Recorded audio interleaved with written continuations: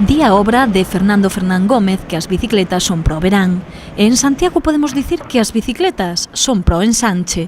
Ou así o pensa o goberno local, que vende a anunciar varias medidas para facilitar a convivencia entre os coches e as bicis, dando prioridade á circulación destas últimas. É un dos obxectivos do Pacto Local pola Mobilidade, pois ir adoptando medidas que faciliten a convivencia entre os modos brandos de circulación, tanto camiñando como en bicicleta, coa circulación dos vehículos, pois buscando precisamente priorizar os modos brandos sobre o vehículo particular.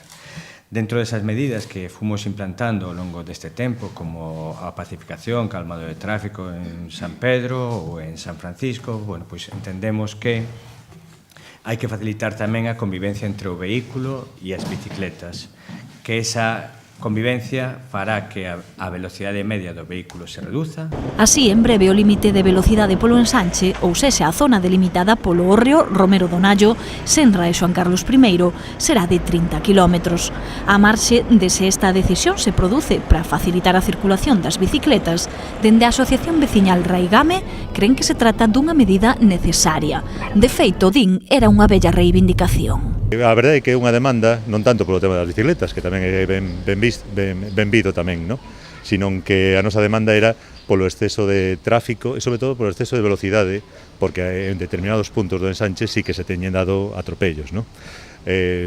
Xa temos mandado relación e o Concello sí se ten feito eco das demandas, que era, por exemplo, retirar os contenedores que están moi próximos ao paso de cebra, que impiden aos condutores ver e sobre todo os rapaces pequenos que andaban a cruzar, pero para nós é positivo, porque eu creo que gañaría o comercio, gañan os cidadáns.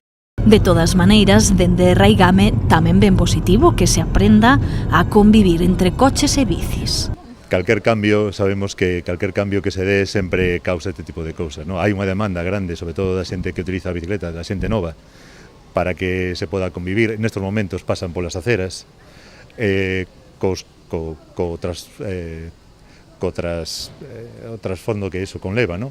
Entonces non vemos mal que da mesma maneira que os peatóns aprendan, que os coches aprendan a convivir cos peóns, tamén aprendamos todos a convivir coas bicicletas. Ademais do límite de velocidade, o Concello tamén colocará sinalización tanto vertical como no chan, alertando da preferencia das bicicletas. Trátase dunha opción de mobilidade que cada vez ten máis usuarios, sobre todo mozos e mozas.